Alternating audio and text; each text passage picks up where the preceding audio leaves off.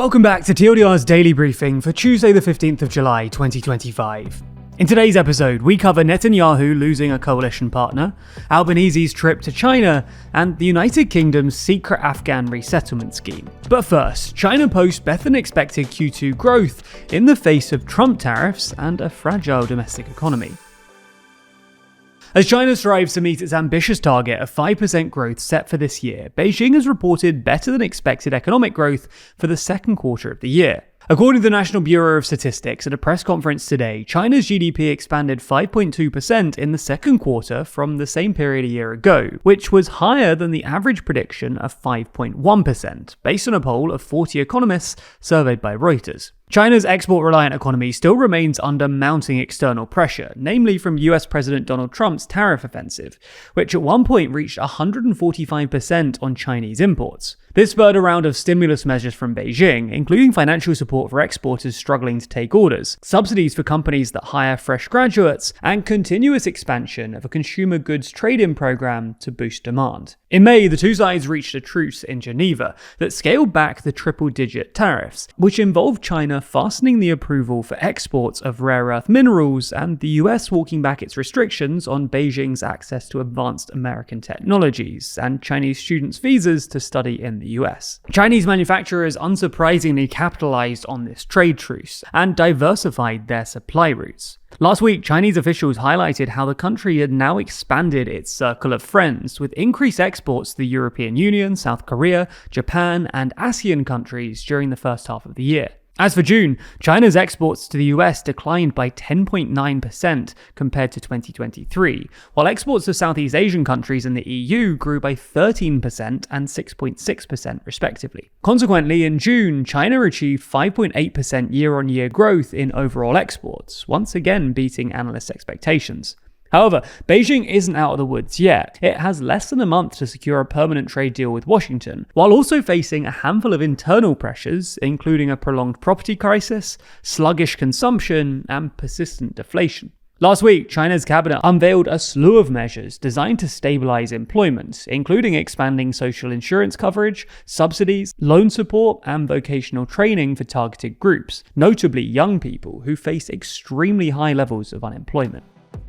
You're listening to TLDR's daily briefing, and if you want more explainers on what's happening in the world today, then you should check out TLDR's other channels. For instance, today we released a video on whether Trump can shake Epstein. You can find those videos linked in the description or show notes of this episode, or by searching for TLDR on YouTube or Nebula. A key governing partner of Benjamin Netanyahu has quit Israel's governing coalition, leaving him with a razor-thin parliamentary margin. The Ultra-Orthodox United Torah Judaism Alliance resigned from government overnight amid disagreements over a bill that would codify exemptions from military conscription for ultra-Orthodox religious students, an issue that has divided Jewish Israelis, particularly during the war in Gaza, as most are obligated to undertake military service. The announcement does not mean that Netanyahu is immediately under threat. UTJ said that its resignation would take effect after 48 hours, giving him a window to try and resolve the dispute. But even if they did leave, his coalition would still retain a narrow majority, and even then, the upcoming parliamentary summer break gives him a further 3 months to try and settle things down. It does, however, leave him more reliant on the two far-right parties in his coalition, which are both opposed to striking a ceasefire in Gaza. In other news today, Australian Prime Minister Anthony Albanese met with China's Xi Jinping in Beijing during a 6-day visit by the Australian Premier. Stabilising relations with China, Australia's largest trading partner, has been a goal of Albanese's government, but he faces a delicate balancing act between doing that while also addressing security concerns and maintaining the alliance Australia has with the United States. President Xi said that China-Australia ties should continue to grow no matter how the international landscape may evolve. Albanese, meanwhile, said that seeking common ground while sharing differences was an approach that produced very positive benefits for both countries. Albanese did, however, complain to Xi about a Chinese naval live-fire exercise conducted off the Australian coast that forced commercial aircraft to change course back in February. He said that Xi responded by saying that China engaged in exercises just as Australia engages in exercises. Other issues included Australia's restrictions on Chinese investments and reports that the US is pressuring allies like Australia to specify what they do in the event of a war in Taiwan, an issue not raised by Xi in the meeting.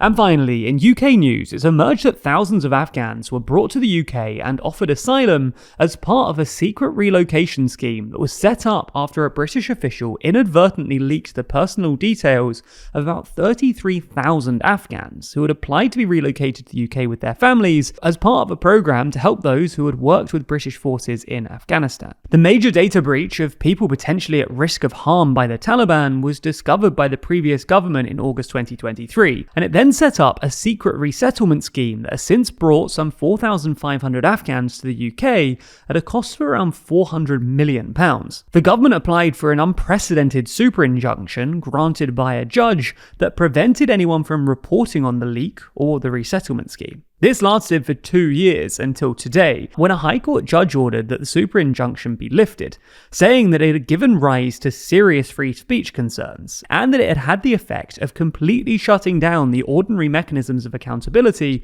which operate in a democracy.